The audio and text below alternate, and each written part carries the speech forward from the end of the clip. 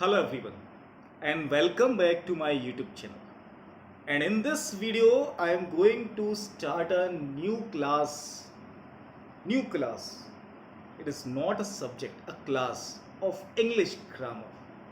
And this subject is not for a particular class. It is for every classes from class 5th to class 12th or even more. So let's start the grammar.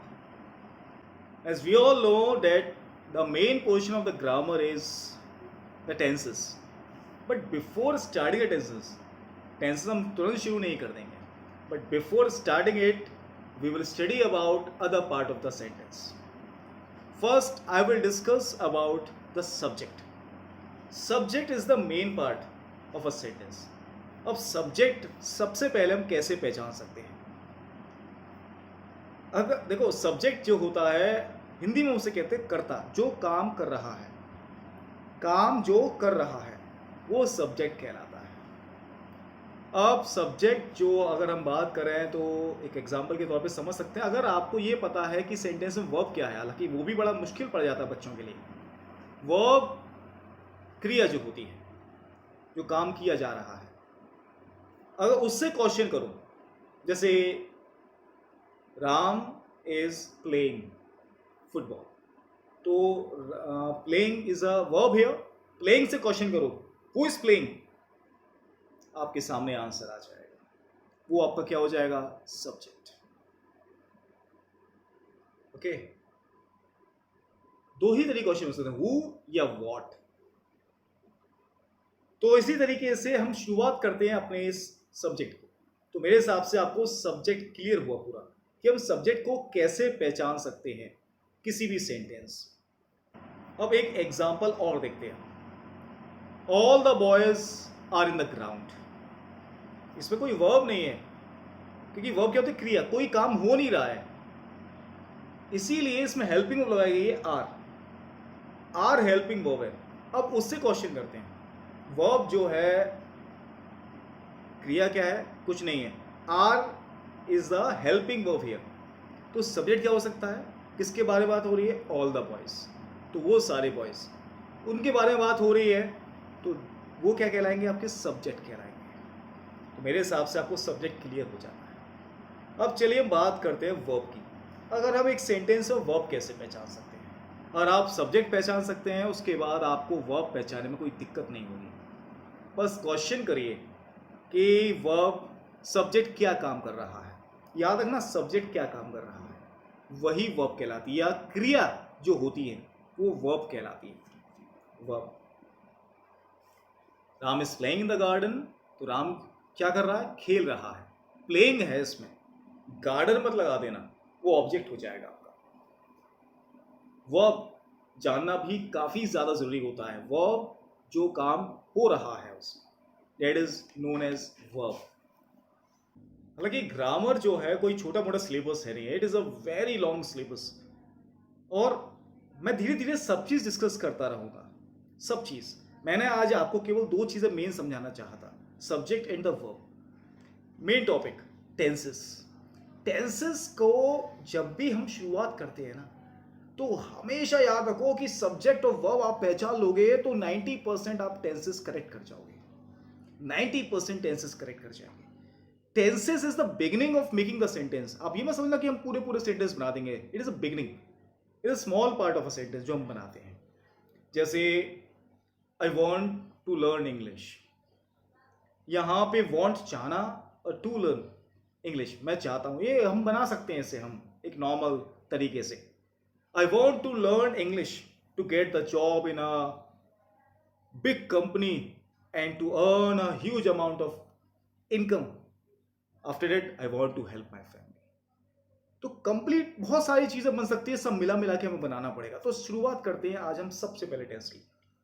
कहते हैं tense में अगर आप पहले के दो tense समझ जाओगे तो बाकी तो क्लियर है. पहले के दो टेंस सबसे इंपॉर्टेंट है, और वो टेंस क्या है? Simple present and simple past.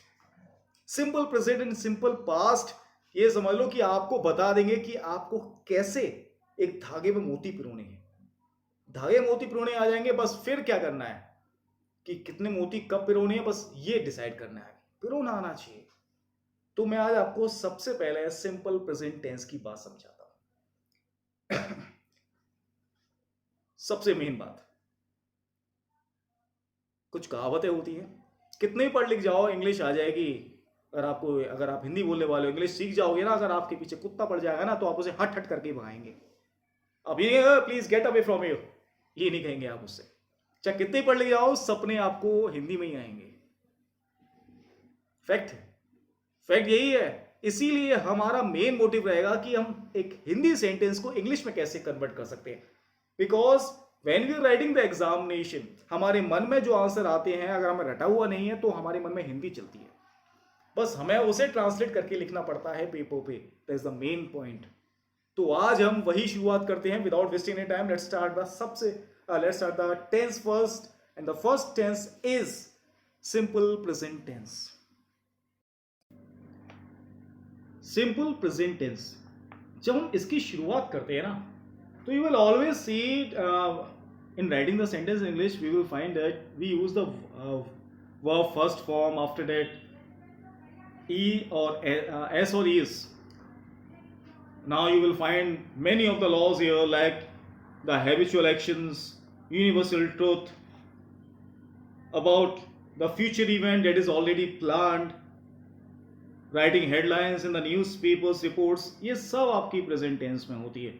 There are many things, बहुत सारे लॉज हैं आपके इंग्लिश में, लेकिन जरा हम इसे थोड़ा इजी सेंस में समझते हैं। सीधा सा मतलब, किसी भी चीज के पीछे, किसी भी सेंटेंस के पीछे हिंदी में ता है, ती है, ते है आ रहे होते हैं ना, या एक सिंपल सेंटेंस होता है के साथ, तो वो सिंपल प्रेजेंट टेंस होता है। अब हो कैसे?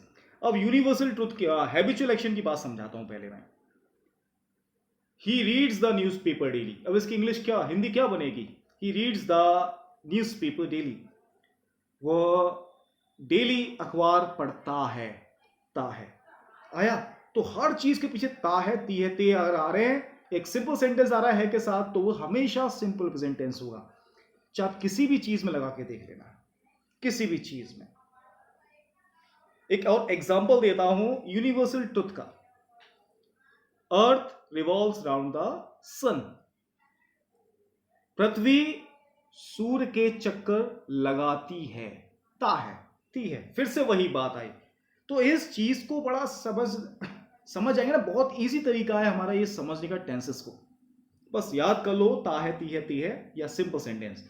जैसे राम एक अच्छा लड़का है, इसमें ता है, ती है, ते है पीछे नहीं आया, लेकिन एक सिंपल सेंटेंस है।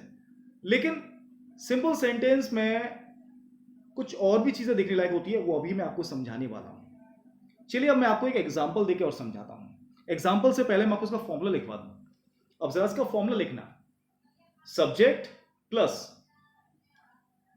Verb first form plus S oblique ES, और एस और ईएस जो है वो हर सेंटेंस में लागू नहीं होगा, उसके बारे में भी आपको नेक्स्ट पार्ट बताऊंगा, प्लस ऑब्जेक्ट। तो सब्जेक्ट वर्ब की फर्स्ट फॉर्म एस और ईएस प्लस ऑब्जेक्ट। एस और ईएस हमेशा और हमेशा सिंगुलर थर्ड पर्सन के साथ ही यूज किया जाता है। Singular third person. Singular third person क्या होता है? ही, शी, इट, या किसी का भी नाम हो ना सब्जेक्ट के तौर पर, सब्जेक्ट अगर इनमें से कुछ है तो हमेशा वर्ब के साथ एस और ईएस लगाएंगे। जैसे कि एक सेंटेंस और देख लीजिए आप, राम क्रिकेट खेलता है। राम प्लेस क्रिकेट, ये आएगा इसमें। राम प्लेस, PLAYS, वे क्रिकेट खेलते हैं, तो इसका आएगा दे प्ले क्रिकेट। इसमें प्लेस नहीं आएगा, प्ले आएगा। इंग्लिश थोड़ी अलग है, जहां पे एस और एस उसके साथ आता है जो सिंगुलर होता है, लेकिन थर्ड पर्सन होना चाहिए, आई और यू नहीं होना चाहिए। तो मेरे हिसाब से आपको ये चीज क्लियर हुई होगी। फॉर्मूला समझाया मैंने आपको, एस या एस, लेकिन कभी कभी क्या होता है कि सिंपल सेंटेंस में वर्ब नहीं होती है। जैसे मैंने एक सेंटेंस बोला था, राम एक अच्छा लड़का है बोला था। अब जरा आपको सोच के बताइए इसमें वर्ब क्या है? राम एक अच्छा लड़का है, राम सब्जेक्ट है, वो कोई काम नहीं कर रहा है, तो ऐसे सेंटेंस के लिए फॉर्मूले थोड़ा चेंज हो जाता है। सब्जेक्ट के साथ इज एम आर लगता है और फिर ऑब्जेक्ट आता है। सब्जेक्ट के साथ इज एम या आर, सब्जेक्ट सिंगुलर है तो इज, आई के साथ एम, अगर प्लूरल है तो आर। तो राम एक अच्छा लड़का है तो Ram is a good boy, ये लगा सकते हैं हम यहां पर। मेरे हिसाब से आपको ये चीज यहां तक क्लियर हुई। और इसके बाद चलिए हम थोड़ा नेगेटिव सेंटेंस की तरफ चलते हैं। नेगेटिव सेंटेंस, नेगेटिव सेंटेंस वो सेंटेंस होते हैं जिसमें नहीं का यूज होता है। जैसे कि मैं आगरा नहीं जाता हूं, तो आई के साथ मैं फॉर्मूला लिखवा दूं पहले, तब ज्यादा क्लियर हो जाएगा। नेगेटिव सेंटेंस वो, उसका फॉर्मूला आप नोट डाउन कर लीजिएगा। सब्जेक्ट प्लस डू या डज, डू या does plus not plus verb की फर्स्ट फॉर्म प्लस ऑब्जेक्ट। अब इसमें डू या डज है, देखो डज के पीछे ईएस आ रहा है, तो डज वहां यूज होता है, डज जहां सिंगुलर थर्ड पर्सन होता है। सेम एस और एस की कैटेगरी आ गई, क्योंकि इसमें वर्ब के साथ एस और एस नहीं आता। वो एस और एस कहां गया, डू के साथ आ गया, तो डज बन गया वो। तो डज सिंगुलर थर्ड पर्सन के साथ ही यूज होगा। सेंटेंस देखते हैं, एक एग्जांपल देखिए। मैं आम खाता हूं, आई ईट मैंगो। मैं आम नहीं खाता हूं, तो आई डू नॉट, डू आएगा क्योंकि फर्स्ट पर्सन है, I do not eat mango. I think now it is clear. लेकिन अगर ये होता राम क्रिकेट नहीं खेलता है, तो Ram does not play cricket होगा, डज नॉट। अब इसका जो लास्ट पार्ट है, क्वेश्चन बनाना। किसी भी चीज को हम क्वेश्चन कैसे बना सकते हैं? क्वेश्चन बनाने का एक ही यूनिवर्सल फॉर्मूला है जो हर टेंस में लागू होगा, और वो यूनिवर्सल फॉर्मूला समझ लेना। हालांकि दो तरीके क्वेश्चन होते हैं, लेकिन एक तरीका बता रहा हूं मैं अभी आपको। Helping verb plus subject plus verb plus object. Verb बताते हैं टेंसेस के हिसाब से। अगर हम सिंपल प्रेजेंट टेंस पढ़ रहे हैं, तो क्वेश्चन का फॉर्मूला बनेगा helping verb plus subject plus verb की first form plus object. Helping verb plus subject, verb की फर्स्ट फॉर्म प्लस ऑब्जेक्ट। ये उन क्वेश्चंस के लिए फॉर्मूला होता है जिसका आंसर आपको यस या नो में मिल सकता है। क्या राम क्रिकेट खेलता है? आप जरा खुद सोच के देखिए, इसका आंसर आपको यस या नो में मिल जाएगा, यस या नो में। तो इस तरीके क्वेश्चन कैसे बनेंगे? क्या राम क्रिकेट खेलता है? तो डज, क्योंकि हेल्पिंग वर्ब इसमें डू या डज है, तो राम सिंगुलर थर्ड पर्सन, तो डज आएगा। Does Ram play cricket, does Ram play cricket. अगर वो क्वेश्चन हो जिसका आंसर यस या नो में ना मिले, जैसे राम क्रिकेट क्यों नहीं खेलता है, क्यों नहीं खेलता है, नेगेटिव बताया मैंने। नेगेटिव जब भी बने क्वेश्चन, तो हमेशा सब्जेक्ट के बाद में ऑर्डर लगाना, हमेशा सब्जेक्ट के बाद, चाहे कोई भी टेंस क्यों ना हो। राम क्रिकेट क्यों नहीं खेलता है, क्यों, इसका आंसर यस या नो में नहीं मिलेगा आपको। तो इसके लिए इसका क्वेश्चन वर्ड क्या है? क्यों, क्योंकि इंग्लिश वाई, और वाई लगा दो बस सेंटेंस के आगे। जो मैंने अभी आपको क्वेश्चन बताया था उसके आगे केवल वाई लगा दो, पूरा आंसर वही होगा। Why does Ram not play cricket, why does Ram not play cricket. ये थे आपके टेंस बनाने के फॉर्म पे। कभी कभी क्वेश्चन में या नेगेटिव में हेल्पिंग वर्ब या कह सकते हैं मेन वर्ब नहीं होता है। जैसे ही राम अच्छा लड़का नहीं है, तो इसमें हम इजी लगाएंगे, Ram is not a good boy. Question बनाएंगे तो इससे शुरुआत करेंगे, is Ram a good boy. इस चीज को भी समझना थोड़ा जरूरी होता है।